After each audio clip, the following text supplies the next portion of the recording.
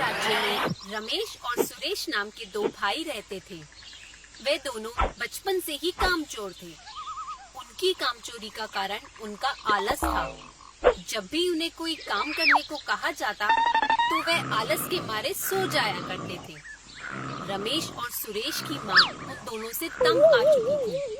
उन्हें समझ नहीं आ रहा था कि वे ऐसा क्या करें कि उनकी दोनों संतान आलस त्याग कर मेहनत करना शुरू कर दें। एक दिन रमेश और सुरेश आम के पेड़ के नीचे आराम कर रहे थे। कुछ देर के बाद उन दोनों के बीच पेड़ से एक आम गिरा। क्योंकि उन दोनों को बहुत सुस्ती आ रही थी, उन दोनों में से एक ने भी आम उठाने के लिए प्रयास नहीं किया। वे दोनों बस लेटे-लेटे ही आम को देखते रहे। थोड़ी देर के बाद वहाँ से उनके राज्य का मंत्री गुजरा।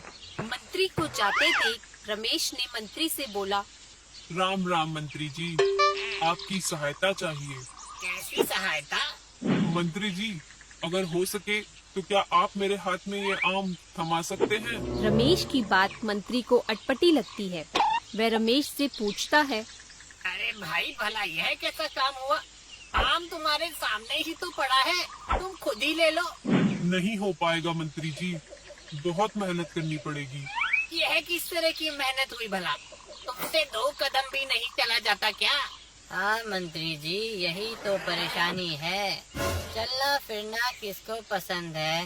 आप कृपया हमें यह आम पकड़ा दीजिए। रमेश और सुरेश के आलस भरे स्वभाव को देखकर मंत्री को बहुत गुस्सा आया। वह रमेश सुरेश को आम दिए बगैर वहाँ से चला गया। रमेश और सुरेश आलस दिखाकर जस के तस पड़े रहे। मंत्री रमेश और सुरेश के घर गया और उनकी माँ से मिला। मैं बहुत परेशान हूँ मंत्री जी। मुझे समझ नहीं आता कि इन निठल्लों को मैं कैसे सुधारूं। ये मेहनत करने से अगर ऐसे ही कतराते रहेंगे तो पता नहीं इनका जीवन में आगे क्या होगा। आप चिंता ना करें।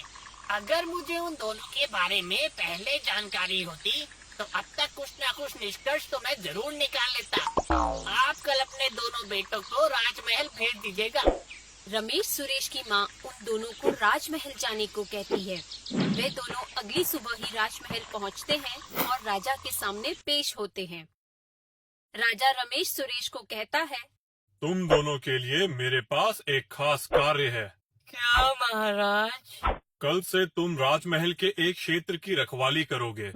क्योंकि तुम दोनों को ज्यादा मेहनत वाला काम पसंद नहीं है, तो यह काम तुम दोनों अच्छे से कर पाओगे।